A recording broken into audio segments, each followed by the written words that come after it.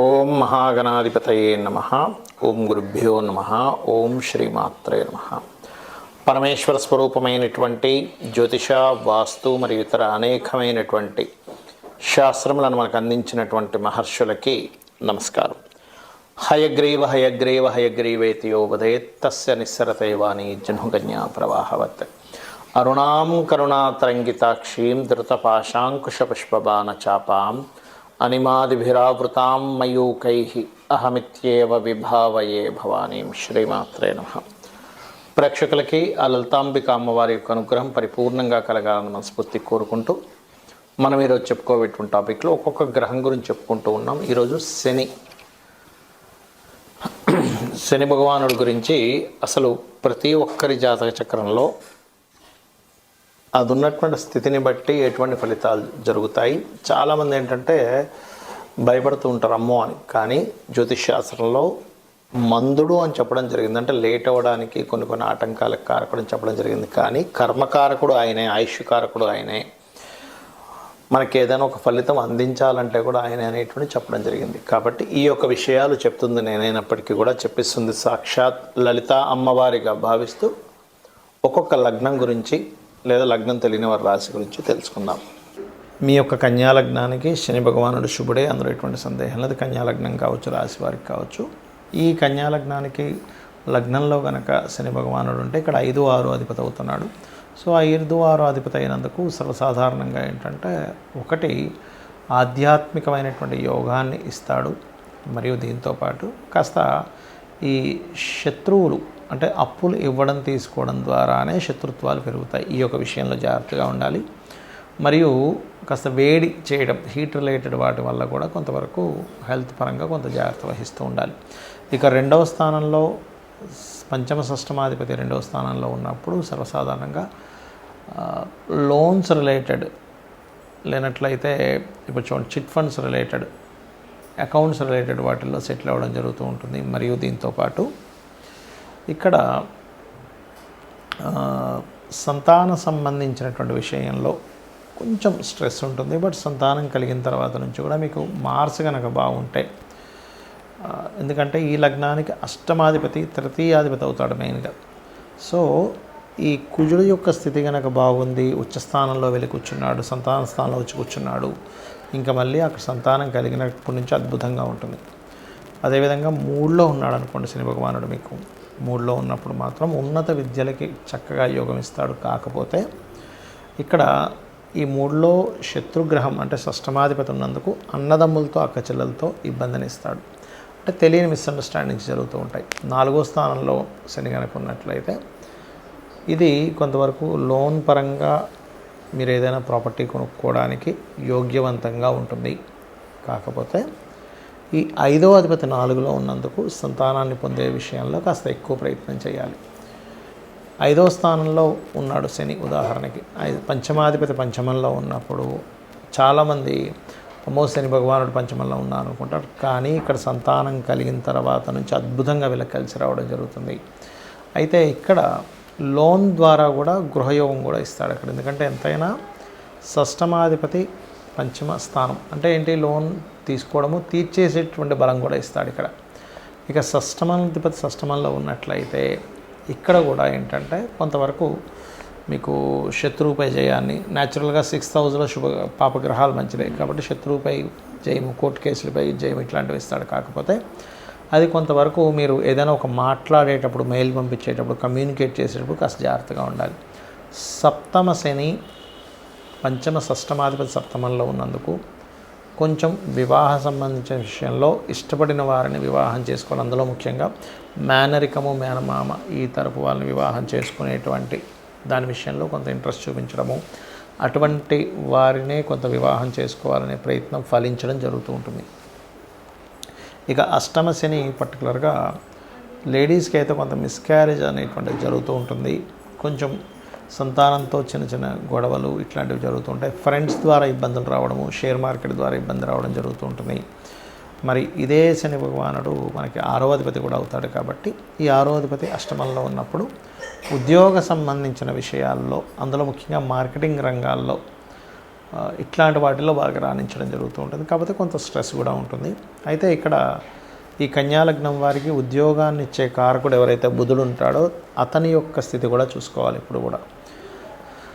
అలాగే ఈ భాగ్యస్థానంలో కనుక శని ఉన్నట్లయితే ఇది ఆధ్యాత్మిక స్పిరిచువల్ యోగాన్ని బ్రహ్మాండంగా ఉంటుంది. అమ్మవారిని ఆరాధించడము, విష్ణువుని ఆరాధించడం మంచి ఫలితాలు ఇస్తుంది. కాకపోతే ఇక్కడ ఈ 6వ అధిపతి భాగ్యంలో ఉన్నందుకు కొంచెం ఈ జాతకుల యొక్క తండ్రి కాస్త వర్కాలిక్ పర్సన్ అయి ఉండడము, మరియు కొంచెం లోన్స్ వల్ల కొంత స్ట్రెస్ అవ్వడం జరుగుతూ ఉంటుంది. మరి అదే విధంగా చూసుకున్నట్లయితే ఇక్కడ దశమ స్థానంలో కనుక శని ఉన్నట్లయితే పూర్తిగా ఉద్యోగం మీదే వీళ్ళ లైఫ్ ఒక మంచి రేంజ్కి తీసుకెళ్తూ ఉంటుంది. కాకపోతే ఇక్కడ ఎప్పుడు కూడా ఏదైనా ప్లానెట్ పిఏసి అంటారు, అంటే ప్లేస్మెంట్ ఆస్పెక్ట్ అండ్ కంజంక్షన్ బాగుంది అంటేనే ఆ రకంగా బాగా కలిసి రావడం జరుగుతుంటుంది. అదేవిధంగా ఇదే కన్యా లగ్నానికి చూసుకున్నట్లయితే ఈ యొక్క శని భగవానుడు కనుక లాభస్థానంలో ఉన్నాడు అని అనుకుంటే, అయితే ఇక్కడ మరొక విషయం ఏంటంటే ఈ లాభస్థానంలోని దశమస్థానంలోని ఉన్నప్పుడు సర్వసాధారణంగా మనకి పంచమాధిపతి కూడా అవుతాడు ఈ శని. కాబట్టి ఏదైనా క్రియేటివ్ రిలేటెడ్ కూడా కలిసి రావడము, మరియు ఈ లాభస్థానంలో ఉన్నప్పుడు ఏంటంటే పర్టికులర్గా మీకు సంతానం కలిగిన తర్వాత నుంచి బాగా కలిసి రావడము ఇట్లాంటివి కూడా జరుగుతాయి. కాకపోతే ఈ షష్టమాధిపతి ఎప్పుడైతే లాభంలో ఉంటాడో కొంచెం లోన్స్ ఎక్కువగా లోన్స్ తీసుకుంటూ ఉంటారు, ఏ వస్తువు కొన్నా ఏదైనా. ఇది కొంచెం మాత్రం వీళ్ళని చూసుకొని చేయాలనేటువంటి చూపిస్తుంది. ఇక మీరు వ్యయంలో ఉన్నప్పుడు మాత్రం అది శత్రుక్షేత్రం అవుతుంది. కాబట్టి పర్టికులర్గా ఈ గవర్నమెంట్ పీపుల్తోని లేకపోతే అన్నదమ్ములతోని కొంచెం జాగ్రత్తగా ఉండాలి. కాకపోతే ఈ వ్యయంలో ఉన్నప్పుడు గవర్నమెంట్ రిలేటెడ్ సంబంధీకులతోనే ఏదైనా వివాహ సంబంధాలు కుదరడము, లేదా టీచింగ్ అండ్ ట్రైనింగ్స్ ఆ రంగాల్లో ఉండేవారితో ఇష్టపడి వివాహం చేసుకోవడం కూడా జరుగుతుంది. ఇక మీరు చేయవలసిన దేవతారాధన కాలభైరవ అష్టకం లేదా వెంకటేశ్వర స్వామి యొక్క నామస్మరణ అన్ని విధాలా మీకు బాగుంటుంది. శనికి సంబంధించినటువంటి విషయాల్లో ముఖ్యంగా చాలామంది భయపడుతున్నటువంటి అంశము, కంగారు పడుతున్నటువంటి అంశము, ఏలిన నాటి శని వస్తుంటుంది కదా, అర్ధాష్టమ శని వస్తుంది, అష్టమ శని వస్తుంది, శని మహర్దశ జరుగుతూ ఉంటుంది, ఏమిటి అని అడుగుతూ ఉంటారు. ఇక్కడ నేను చెప్పేది ఒకటే గుర్తుపెట్టుకోండి, శని ఈజ్ ఈక్వల్ టు కర్మ. అంటే కొత్తగా ఏమీ శని భగవానుడు మీ మీద పగబట్టడం కానీ ఆయన ఏదో మీతో ఇట్లాగే బిహేవ్ చేయాలని కానీ ఏమీ ఉండదు, గుర్తుపెట్టుకోండి. కేవలం మీరు చేసుకున్నటువంటి కర్మ రిజల్ట్ అంతే ఆయన ఇచ్చేది. ఇప్పుడు చిన్న ఎగ్జాంపుల్ చెప్పాలంటే మనం ఒక ఎగ్జామ్ రాసాం, ఆ ఎగ్జామ్ యొక్క రిజల్ట్ మనకు వస్తుంది. అంతేగాని మీ ఎగ్జామ్కి మీ రిజల్ట్ ఎలాగైతే వస్తుందో మీరు చేసినటువంటి గుడ్ కర్మ ఆర్ బ్యాడ్ కర్మ శని భగవానుడు అందించే దాంట్లో ఉంటాడు. అందుకే కర్మస్థానంలో ఉంటాడు ఆయన. అంటే న్యాచురల్ 10th హౌస్ ఈజ్ కర్మ, న్యాచురల్ 11th హౌస్ కర్మ నుంచి వచ్చేటువంటి గుడ్ బెనిఫిట్స్. అయితే ఇక్కడ మీరు అర్థం చేసుకోవాల్సింది ఏంటంటే ఇది కేవలం అతను మనం చేసిన ఫలితాలను మాత్రమే అందిస్తున్నాడని మీరు ఎప్పుడైతే అనుకుంటూ కొన్ని విషయాలకి కొంచెం దూరంగా ఉండాలి.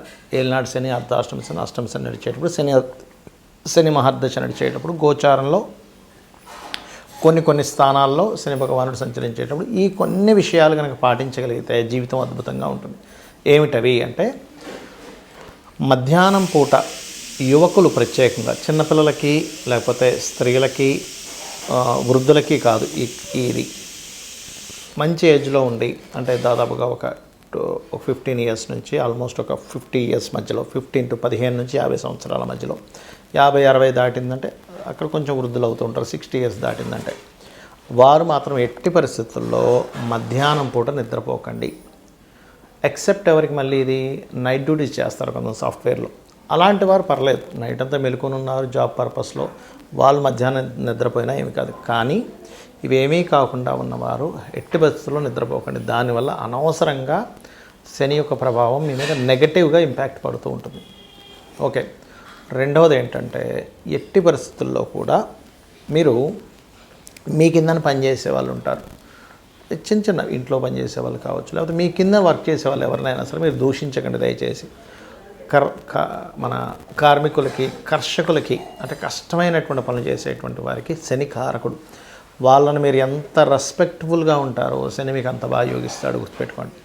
అదేవిధంగా మరొక విషయం ఏంటంటే, మీకు దగ్గరలో ఆలయం ఏదైనా ఉంది అంటే ఆంజనేయ స్వామి కానీ, నరసింహస్వామి కానీ, స్కందుడిది కానీ, రావి చెట్టు ఉన్న వెళ్ళి నిత్యము దర్శనం కనుక చేసుకున్నట్లయితే శని భగవానుడు ఇచ్చేటువంటి రిజల్ట్స్ ఏవైతే ఉంటాయో, గుడ్ రిజల్ట్స్ ఎలాగో మనం అనుభవిస్తాం, కానీ కొంచెం కష్టతరమైనటువంటివి ఏవైతే ఉంటాయో వాటిని మీరు ఈజీగా దాటగలుగుతారు, గుర్తుపెట్టుకోండి. కర్మ ఎక్కడా మారిపోదు, కానీ కర్మని దాటేటువంటి విధానం మీకు చాలా ఈజీగా దాన్ని బేర్ చేయగలుగుతారనమాట. అలాగే మరొక విషయం ఏంటంటే, ఇక్కడ మీకు దగ్గరలో ఆలయం ఉన్నట్లయితే అక్కడికి వెళ్ళి నూనెని దానంగా ఇవ్వండి. అంటే టెంపుల్స్లో వాడుకోవడానికి ఇవ్వచ్చు నూనెని, లేదు నువ్వులు, తెల్ల నువ్వులు, నీలం రంగు వస్త్రము శనివారాలు ఇస్తుంటే కూడా ఇందాక మనం చెప్పుకున్నట్టుగా ఏలినాడు శని, అర్ధాష్టమి శని, అష్టమి శని ప్రభావం తగ్గుతుంది. కానీ కొంతమందికి శని దశ ఉంటుంది, 19 years ఆఫ్ శని మహాదశ. వాళ్ళకి ప్రతిసారి బ్యాడ్ అవ్వాలని రూల్ లేదండి. మీ జన్మజాతకంలో కనుక PAC అంటారు, అంటే ప్లేస్మెంట్ మంచి స్థానంలో ఉండి మంచి గ్రహంతో చూడబడుతూ ఒక శుభగ్రహంతో కలిసి ఉండి నీచభంగ రాజయోగాల్లో ఉంటే ఆ శని మహాదశ కొన్ని వేల కోట్లు కూడా ఇచ్చి తీరుతుంది, అందులో ఎటువంటి సందేహం లేదు, గుర్తుపెట్టుకోండి. అయితే ఇక్కడ మీరు అర్థం చేసుకోవాల్సింది ఏంటంటే, కర్మ ఖచ్చితంగా సంబంధం ఉంటుంది. మనం పని చేయాల్సిందే, పని చేయకుండా ఏదో నేను కూర్చుంటే వచ్చేస్తాయి అనుకుంటే తప్పు. అది ఎవరికి వస్తుంది? పూర్వజన్మలో బాగా పుణ్యాలు చేసి వాళ్ళు ఏదో గొప్ప ఇంట్లో పుట్టి వాళ్ళకు ఓన్లీ కూర్చుంటే సాగుతుంటే అందరికీ అది సాగుతుంది. ఎందుకంటున్నానంటే, ఆఖరికి మనకి మహాభారతంలో యుద్ధంలో శ్రీకృష్ణ పరమాత్మ సాక్షాత్ విష్ణు స్వరూపం పక్క నుండి కూడా ఆయన యుద్ధం ఫిజికల్గా చేయమనే చెప్పాడు. అంతేగాని మీరు అలా కూర్చోండి, నేను ఒక మంత్రం చదువుతాను, కౌరవులందరూ చచ్చిపోతారు ఒక మాయలా చేస్తే మీరు చక్కగా మీ రాజ్యం మీరు ఏలుకోవచ్చు అని ఎక్కడా చెప్పలేదు. నువ్వు యుద్ధం చేయి, నీ ధర్మాన్ని నువ్వు చేయి అని చెప్పాడు. అంటే ఏమిటి? సాక్షాత్ శ్రీకృష్ణ పరమాత్మ పక్కన ఉండగా కూడా, ఇది మీరు అర్థం చేసుకోండి. అంటే ఏమిటి? మన చుట్టూ మనం చేసేటువంటి పూజలతో పాటు అమ్మవారు ఉంటుంది, కానీ ఉన్న వాళ్ళకి జయం ఉంది అక్కడ. ఎవరి పక్షానైతే శ్రీకృష్ణ పరమాత్మ ఉన్నాడో వాళ్ళకి విజయం లభించింది. మనం చేయవలసింది ఏమిటంటే, మన పని మనం చేసుకుంటూ మనం అమ్మవారినో, మీ స్వామివారినో, విష్ణువునో, శివునో ఎవరినో కానీ పట్టుకొని ఉండాలి. అలా మీరు చేసుకుంటూ వెళ్ళినట్లయితే ఖచ్చితంగా 100% విజయం లభించి తీరుతుంది, అందులో ఎటువంటి సందేహం లేదు. అయితే ఇక్కడ మీకు ఒక్క విషయం చెప్పి ముగిస్తాను. మీ పర్సనల్ చార్ట్లో శాటర్న్ శుభగ్రహాలతో ఉన్నాడా, పాపగ్రహాలతో ఉన్నాడా చూసుకోండి. ఎక్కువ పాపగ్రహాలతో ఉన్నాడు అనుకోండి, శాటర్న్కి శత్రువులు ఎవరు? కుజుడు. ఎందుకంటే అగ్రెసివ్ ప్లానెట్, అది fast moving planet, fiery related planet. ఇదేమో కోల్డ్ రిలేటెడ్ ప్లానెట్. సో అక్కడ ఫ్రిక్షన్ ఏర్పడుతుంది దానివల్ల. సో కుజుడితో ఉన్న, కేతువుతో ఉన్న, కేతు ఎందుకు? వీటికి కారకుడు. ఏది? వైరాగ్యానికి, విరక్తికి. ఇదేమో కర్మ, అదేమో విరక్తి. ఈ రెండు కలవకూడదు. అంటే కుజుడితో ఉన్న, కేతువుతో ఉన్న, ఒక్కొక్కసారి సన్తో కంబస్ట్ అయినా ఇబ్బంది ఇస్తుంది. ఈ 3 గ్రహాలతో ఏ గ్రహంతో ఉన్నా ఆ పర్టికులర్ గ్రహాలకు కూడా దీపారాధన చేయండి, మీకు అన్ని విధాలా బాగుంటుంది. ఆ లలితాంబిక అమ్మవారి యొక్క అనుగ్రహం మీకు పరిపూర్ణంగా కలగాలని మనస్ఫూర్తిగా కోరుకుంటూ శ్రీమాత్రే నమః.